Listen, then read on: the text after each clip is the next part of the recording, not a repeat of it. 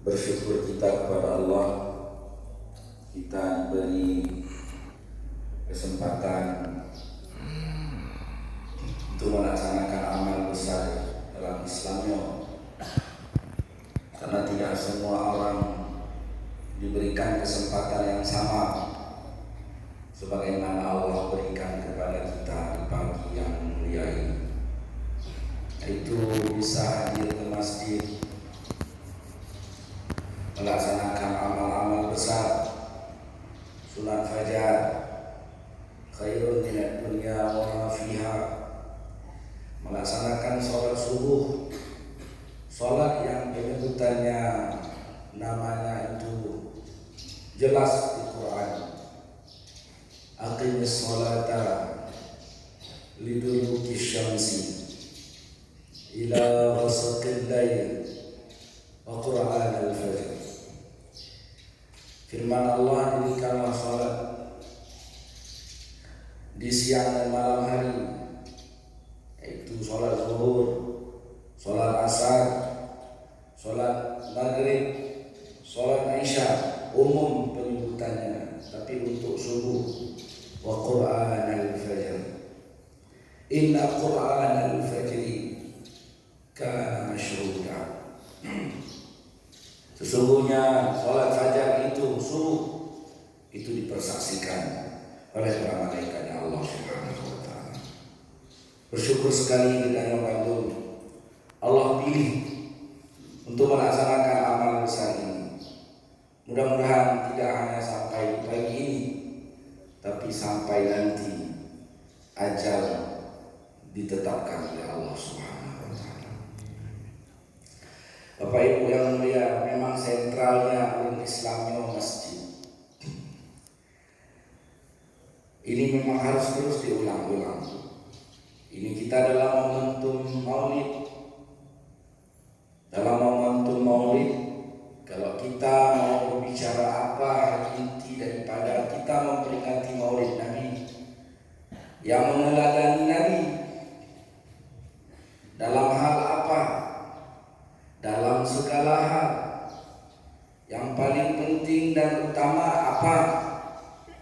Meneladani Rasulullah dalam pelaksanaan sholat sehari semalam 5 waktu dalam keadaan berjamaah di mana azan dikumandangkan. Bila kita ini mau runut tarik sejarah besar dalam Islam, itu tidak akan lepas dari masjid. Contoh, di antara peristiwa besar dalam Islam yang menghebohkan dunia, yang spektakuler cacat, sehingga imbasnya pada saat peristiwa ini terjadi, jangankan orang yang golong Islam, bahkan orang yang Islam keimanannya bergoncang, goyang. Peristiwa Isra Mi'raj, goyang orang. Abu Jahal, Abu Lahab berputangan. Kita mendapatkan amunisi yang banyak untuk menumbangkan Muhammad dengan kata-katanya sendiri. Senang Abu Lahab, senang Abu Jahal, pasti pagi ini Muhammad akan tumbang gara-gara statementnya sendiri yang mengatakan dia telah bergerak semalam dari Mekah ke Palestina, dari Palestina ulangnya sampai ke arasnya Allah, turun lagi dalam satu malam. Dia mengatakan semua itu telah terjadi. Muhammad selesai riwayatnya pagi ini. Asumsi Abu Lahab, Abu Jahal, CS. Yang ingin kita ambil makna pada peristiwa besar ini, keberangkatan Nabi di mana dimulai, di mana start, di mana endingnya. Di mana Nabi start perjalanan? Dari masjid, minal masjid al-haram, bukan dari rumah. Safar Rasulullah yang begitu spektakuler, Bapak Ibu yang mulia, itu beliau berangkat bukan dari rumah, tapi dari masjid. Asra bi'abdi lailan, pada malam hari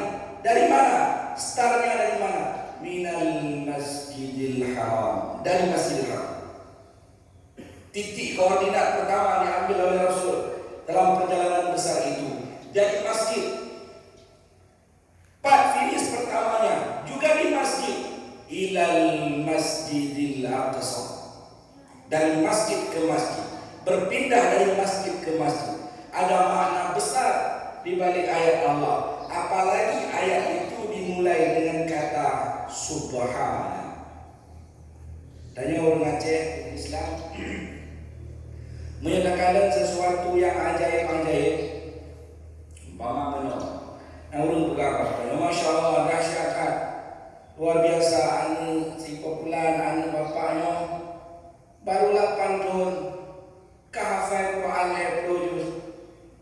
Maka yang pergi dari lidahnya, subhanallah, kan itu menyatakan sesuatu yang luar biasa. Anu si populan, alhamdulillah, anu urung nasi namun pura-pura pergi kalewat sebagai calon polisi, dia sudah lewat di Akpol, dia sudah lewat di Akmil, maka sering yang terucap lidah kita pertama mengenal subhanallah, luar biasa. Kata-kata yang terucap dari lidahnya itu sesuatu yang menurut kita luar biasa, yang menurut kita spektakuler, itu kata-katanya adalah subhanallah. Itu juga yang Allah firmankan untuk peristiwa Isra dan Mi'raj Rasulullah, walaupun dalam peristiwa Maulid. Apa Allah mulai ayat itu? Subhanalladzi. Ini perkara besar. Muhammad diperjalankan, azra bi'abdi, hambanya diperjalankan. Dari mana asrabnya? Minal masjidil haram, dari pondok Masjidil Haram. Start African garis finish pertama itu ilal masjidil aqsa, dari masjid ke masjid. Makna besar bertanya umat Nabi, kalau ingin kita ini akan spektakuler, akan luar biasa, akan jauh, akan hebat, kita pun mesti berpindah dalam sehari semalam 5 kali ini dari masjid ke masjid. Artinya apa? Kita mesti keluar masuk masjid. Pagi seperti ini dalam masjid, nanti keluar siang akan ada panggilan ulang dari Allah, balik lagi ke masjid. Ini juga yang disebutkan dalam hadis Nabi, yauma la dhilla illa dhilluh. Ada 7 golongan yang mendapat naungan Allah pada hari yang tidak ada naungan kecuali naungannya. Satu di antaranya adalah rajulun qalbuhu mu'allatun bil masajid, orang-orang yang hatinya selalu terpaut dengan masjid. Alhamdulillah, semoga Allah pilih kita, Allah pilih anak keturunan kita, manusia-manusia yang hatinya itu terpaut dengan masjid. Mak dan ayah yang mulia, di antara peristiwa yang spektakuler dalam Islam, tapi bukan lagi di masa Nabi, pada masa setelah Rasulullah berlalu, masa sahabat, tapi di penghujung sekali,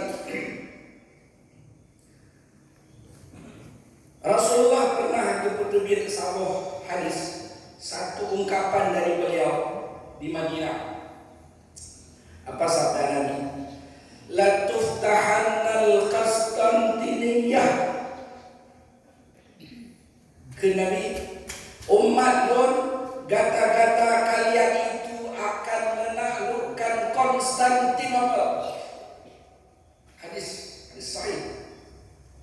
Tuftahannal Qastantiniyah, kalian akan menaklukkan Konstantinopel. Konstantinopel yang sabuk, negara superpower bahasanya, tidak ada yang mampu menundukkannya. Di bawah kekaisaran Bizantin atau Bizantium, Romawi Timur. Tapi Nabi kekeh, la tuftahannal Qastantiniyah, kalian akan menaklukkan Konstantinopel.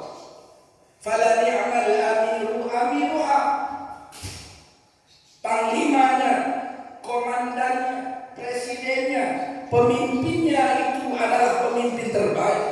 Panglimanya itu panglima terbaik. Wala ni'mal jaiz dalikal jaiz, dan pasukan terbaik, pasukan dari komandan tersebut. Artinya apa? Panglima yang memimpin penaklukan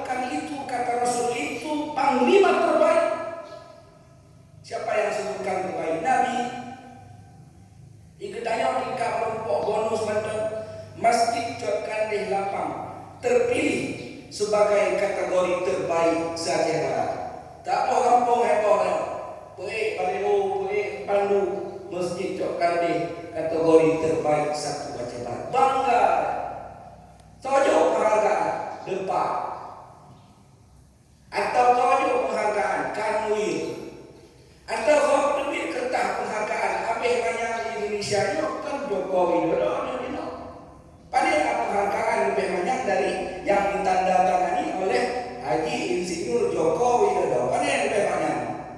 Itu penghargaan terbesar di Indonesia yang tanda tangan Presiden Republik Indonesia Haji Insinyur Joko Widodo. Ter penting. Soal tu jangan pula ada Owiyo. Roda lain. Kapito, menang kapito lagi dengan ini. Piagam penghargaan. Begitu bangganya kita. Siapa yang berikan itu? Jokowi. Ini Rasul telah buat satu tantangan. Fala ni'mal amiru amiruha. Panglima yang memimpin penaklukan Konstantin itu panglima terbaik. Saudara Nabi Muhammad Hawa. Wala ni'mal jais dalikal jais. Dan pasukan terbaik adalah pasukan yang menaklukkan Konstantin. Masanya sahabat yang dengar sabda Nabi, semua punya ambisi yang luar biasa. Semua punya cita-cita yang luar biasa. Saya harus menjadi bahagian. Paling kurang saya harus menjadi pasukannya. Paling kurang saya harus menjadi bahagian dari pasukan penaklukan Konstantinopel. Sehingga maaf yang lihat nasib sahabat Tuhan Abu Ayyub Al-Ansari Tuhan iganya lebih dengar apa Nabi yang ada bahasanya ada mengagih dalam ini tak ada berkatuh benteng Konstantinopel ada mengagih beliau adalah bahagian dari pasukan terbaik yang disampaikan Rasul. Sehingga apa yang terjadi? Banyak sahabat itu memimpikan, bercita-cita, berkeinginan menjadi bahagian daripada sabda Rasulullah. Sebelum kita lanjutkan, pada saat Nabi hijrah, siapa Abu Ayyub itu? Pada saat Nabi hijrah dari Makkah ke Madinah, sebelum Rasulullah tiba ke Yathrib, Madinah hari ini kita menyebutnya, beliau singgah di suatu daerah yang bernama Quba. Beberapa saat Rasulullah di situ 1 minggu lebih. Apa yang dibuat Rasulullah di situ? Yang pertama dibuat Rasulullah di Quba adalah membangun masjid. Lagi-lagi konsentrasi Rasul itu saat beliau berpindah hijrah dari Mekah ke Madinah belum sampai di titik startnya, di titik finishnya. Beliau baru sampai di antara Mekah dan Madinah di Quba. Walaupun tujuan hijrah Madinah. Apa dibuat Rasul di situ ada peluang. Yang dibuat Rasul itu adalah Masjid Quba. Tak lama di situ Rasulullah lebih kurang beberapa hari. Rasul melanjutkan safarnya dengan Abu Bakar menuju ke Yathrib Madinah. Pro Madinah, apa yang beliau lakukan? Apakah beliau yang cari partner hotel tempat Madinah? Di mana ada penginapan tempat saya istirahat? Siapa ada sewa kos yang murah meriah? Saya mau ngekos. Atau di mana ada tanah saya mau bangun rumah dulu tempat saya tinggal. Wallahi itu bukan menjadi perhatian Rasulullah, tapi yang diperhatikan Rasulullah saat sampai ke Madinah, beliau membebaskan tanah daripada anak yatim 10 kali 10 tempat di mana titik beliau memulai pembangunan Masjid Nabawi. Lagi-lagi masjid yang diperhatikan Rasulullah. Beliau tinggal di mana? Itulah Abu Ayyub Al-Ansari mengambil inisiatif. Ya Rasulullah, ini rumah saya dan kalah tempat tinggal. 70 Rasul tinggal baru Abu Ayyub Al-Ansari dalam masa proses pembangunan Masjid Nabawi. Masjid lagi pembahasan. Singgah di Quba beliau bangun masjid. Sampai ke Yathrib bukan bangun rumah untuk menanti anak istrinya akan datang dari Mekah. Tidak, tapi yang disiapkan beliau masjid lagi. Masjid Madinah.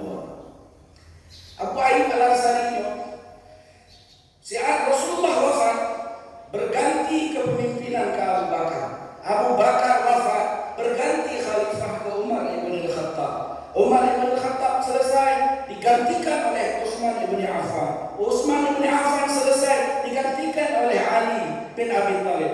Ali bin Abi Thalib selesai, berpindahlah ke kekhalifahan Islam itu kepada Bani Umayyah. Berganti. Teruslah salah satu khalifah Bani Umayyah, Yazid bin Muawiyah. Yazid juga punya asumsi punya motivasi yang luar biasa. Yazid ingin bahwa yang disabdakan Rasulullah dulu, la tuftahanna al-Qastantiniyah fala ni'mal amiru amiruha wala ni'mal jazalikal jaz. Yazid ingin yang disabdakan Rasulullah itu mudah-mudahan saya, kata Yazid, luar panglimanya. Sehingga Yazid menggerakkan pasukan berangkat menuju ke benteng Konstantinopel. Satu di antara rombongan ini berangkat ada yang ngacung tangan. Khalifah Yazid, saya ikut. Pada gekalan oleh Khalifah Yazid, rupanya ulun tua, usia 86 tahun. Tak boleh. Alhamdulillah ulun tua ya. Tidak mau perang, banyak wisata. Kita mau berperang, kita mau menaklukkan Konstantin. Kita bukan mau berwisata. Kata Abu Ayyub, saya ikut. Ke Yazid, enggak boleh. Karena tahu tanya kok ulun yang perang. Kata dijawab lagi oleh Abu Ayyub Al-Ansari, saya ikut. Hai Yazid, Khalifah, ketahuilah, saya ini alumni perang Badar. Mayangkah? Pasukan Badar, perang besar dalam Islam yang disebutkan dalam Quran. Mayang-mayang, lihat pasukan Badar. Satu di antaranya saya, Ayyub Al-Ansari. Pasukan yang bersama Rasulullah di Badar, saya alumni Badar. Waktu itu pernah saya alumni Badar. Khalifah Yazid gak bisa berkomentar lagi. Oh ya udah, ikut Abu Ayyub Al-Ansari dalam rangka penaklukan Konstantinopel, menanti janji Rasulullah. Kalau itu Pak Benteng sakit. Udah 86 tahun jangan perang. Di urun lain 86 tahun mereka perang mungkin tidak boleh. Udah mau perang. Menang sakit wasit oleh Abu Ayyub. Kalau saya mati, bawakan saya ke samping benteng Konstantinopel. Makamkan saya di sana, kuburkan saya di sana. Sehingga bertanya, sebetulnya yang melatar belakangi Abu Ayyub Al-Ansari sehingga begitu ngototnya beliau. Kebegal, saya telah sampaikan dulu kepada Rasulullah. Saat hadis penaklukan Konstantinopel itu diucapkan oleh yang mulia Nabi Muhammad, saya sampaikan saya ingin berada walaupun cuma di samping bentengnya. Saya ingin mendengar suara pedang bergemericik itu saat penaklukan Konstantinopel. Begitu yakinnya sahabat dengan janji Rasul. Tapi apa yang terjadi? Ternyata Yazid bukan yang dijanjikan Rasulullah.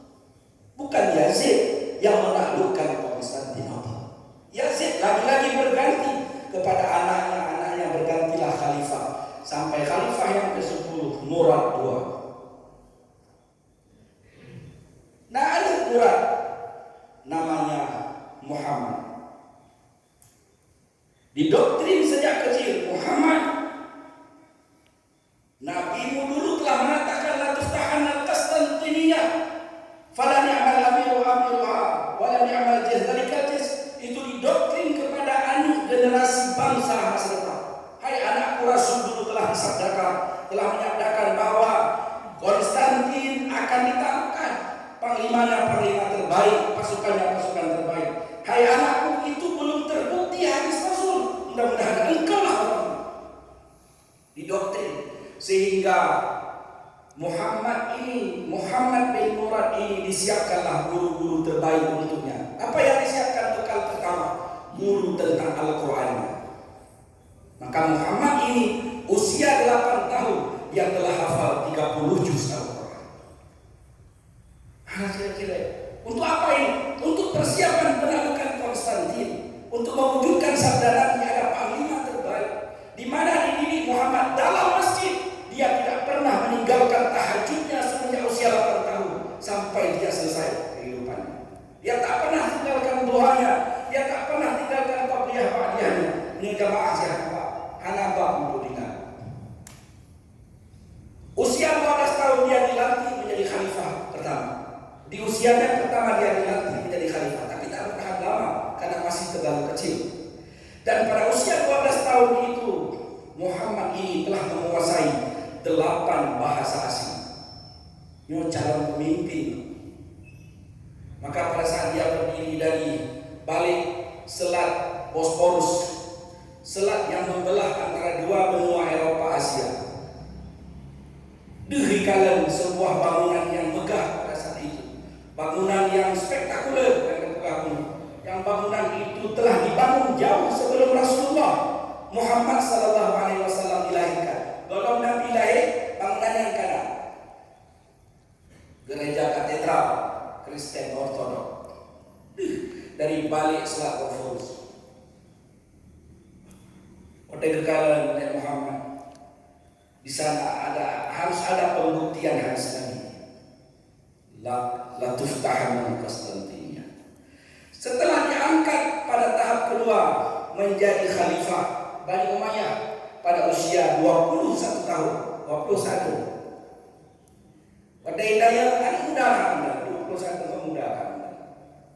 Saya ditanya oleh apa istilahnya Perdana Menteri lah, pasukan kerajaan bertanya kepada khalifah muda Muhammad ini, wahai khalifah, apa misi pertama Anda? Apa kerja? Tidak kenal apa kerja 50 hari pertamamu? Apa kerja 10 hari pertamamu? Apa kerjamu 100 hari pertama? Hana mudah sedikit dia. Misi pertama saya adalah penaklukan Konstantinopel. Bukan susun kabinet dulu, bukan. Misi pertama saya adalah penaklukan Konstantinopel. Hana gerak lambat, tidak bergeraknya tidak lambat, cepat sekali. Sehingga setelah pelantikan tidak lama setelah itu, pada tanggal 6 Agustus 1453 pasukan digerakkan dari Merdoro bergerak. Ini untuk membuktikan hadis Rasulullah. 6 Agustus dimulai pengepungan benteng Konstantinopel. Pada tanggal 26 Mei Konstantinopel ditaklukkan oleh seorang pemuda usia 21 tahun yang menjaga salat, yang berpindah dari masjid ke masjid, yang hatinya terpaut dengan masjid, yang pasukannya juga terpaut dengan masjid. Tak mungkin Rasulullah satu pasukan terbaik melihat mereka itu jauh daripada masjid. Sehingga pas golong takluk kali 50 sekian golong selesai masalah. Kan masa penaklukan 53 hari. 50 hari sudah berlalu, belum selesai masalah. Apa instruksi khalifah, instruksi Muhammad kepada pasukannya? Besok semua puasa sunnah, perbanyak zikirmu, perbanyak sedekahmu, perbanyak doamu kepada Allah. Kita dijanjikan oleh Rasulullah pasukan terbaik. Kita dijanjikan oleh Rasulullah Allah yang akan menaklukkan Konstantinopel. Hari ke-53 Bapak Ibu yang mulia, Konstantinopel ditaklukkan. Ditamang Raja Khalifah Muhammad dalam Pak Induk kerajaan muncul dalam dunia ingin menekan bahwa bukan saya yang berkuasa. Engkau diciptakan Nabi Muhammad dari tanah. Minna khalaqnakum, engkau dari tanah dan akan dikembalikan kepada tanah. Nanti suatu saat pun engkau akan dibangkitkan daripada tanah. Engkau bukan siapa-siapa. Maka pada saat itu apa yang dilakukan Muhammad namanya kembali didengar. Kalau hari ini kita menyebutnya itulah Sultan Muhammad Al-Fatih. Orang Turki menyebutnya Mehmet II. Apa yang dibuat pertama setelah penaklukan pada jam tersebut? Bukan mencari di mana istana raja, saya ingin duduk di sana. 4 kursi raja Romawi, saya ingin mengambil posisi di situ. Bukan itu yang dibuat oleh Sultan Muhammad Al-Fatih. Tapi yang pertama adalah beliau dalam satu sejarah disebutkan gereja tersebut dijual oleh pemiliknya dan dibeli dengan uang pribadi Sultan Muhammad Al-Fatih. Lalu status bangunan tersebut yang pada saat itu sebagai gereja katedral milik Kristen Ortodok dialih fungsi oleh Muhammad Al-Fatih bukan sebagai istananya, tetapi sebagai masjid, tempat di mana Allah diagungkan, tempat di mana Allah disembah. Itulah Masjid Hagia Sophia atau Hagia Sophia. Masjid lagi pembahasan, tapi nasib kita berubah pada tahun 1934 di saat kerajaan Turki Utsmani atau Khalifah Islam terakhir ini tumbang di bawah presiden sekulernya Mustafa Kemal Atatürk.